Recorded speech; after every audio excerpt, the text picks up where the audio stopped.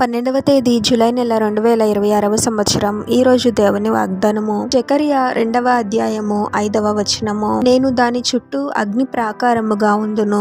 సహోదరి సహోదరులారా, నేరుగా మనము కళ్ళతో చూడలేకపోవచ్చు, కానీ ప్రభువు ఇప్పటి వరకు ఎన్నో కీడుల నుండి అపాయాల నుండి మనల్ని తప్పించి ఈ రోజు సజీవుల లెక్కలో ఉంచాడు. మనం బ్రతికి ఉన్నాము అంటే అది కేవలం ప్రభు కృప మాత్రమే అని గుర్తుంచుకోవాలి. వారు అడిగినది ఏదో పొందుకోలేదు అని చాలా మంది బాధపడుతూ ఉంటారే, కానీ వారిలో ప్రభు ఉంచిన జీవమును బట్టి ఎప్పుడు వారు కృతజ్ఞత హృదయాన్ని కలిగి ఉండరు. అపవాది ఎప్పుడు కూడా మనకు కీడు చేయాలి అని, ప్రాణహాని చేయాలి అని ఎన్నో ప్రయత్నాలు చేస్తూ ఉంటాడు. కానీ ప్రభు మనల్ని అద్భుతముగా ఆశ్చర్య రీతిగా కాపాడుతూ ఉంటాడు. లోకంలో ఎన్నో కీడులు జరుగుతూ ఉన్నాయి. ప్రమాదాలు, అపవాది శక్తులు, మరణకరమైన పరిస్థితులు కూడా ఉన్నాయి. కానీ ప్రభువుని ఆశ్రయించిన వారిని ప్రభువు తప్పకుండా కాపాడతాడు. ప్రభువే తన ప్రజలకు ఒక రక్షణ కవచంలా ఉంటాడు. ఇంటి చుట్టూ ఉన్న గోడ ఇంటిని కాపాడుతూ ఉంటుంది. అలాగే మన ప్రభు కూడా మన చుట్టూ ఒక అగ్ని ప్రాకారము లాగా, అంటే అగ్ని గోడలాగా మనల్ని కాపాడుతూ ఉంటాడు.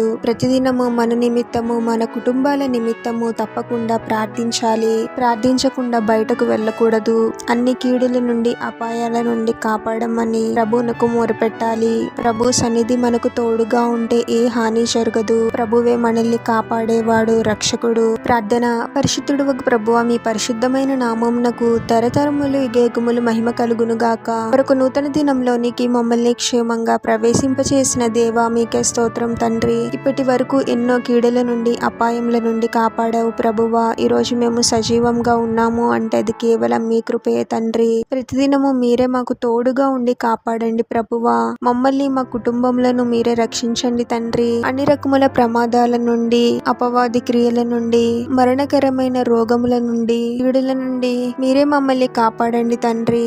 మేము ఎక్కడికి వెళ్తూ ఉన్నా, ఎక్కడికి వెళ్ళినా, ఏం చేస్తూ ఉన్నా, ప్రతిదినము ప్రతి క్షణము కూడా మీరే మాకు అగ్ని ప్రాకారములా ఉండి కాపాడమని ఈ ప్రార్థనలో ఏకీభవిస్తున్న ప్రతి ఒక్కరిని పేరు పేరున దీవించి ఆశీర్వదించి అభిషేకించమని, వారు చేసే ప్రతి పనిలో మీరే వారికి తోడుగా ఉండి వారిని అన్ని కీడుల నుండి, అపాయముల నుండి మీరే వారిని రక్షించమని ఈ మా మనవులన్నీ యేసుక్రీస్తు వారి పరిశుద్ధ నామంలో అడిగి వేడుకొనుచున్నాము తండ్రి. ఆమేన్.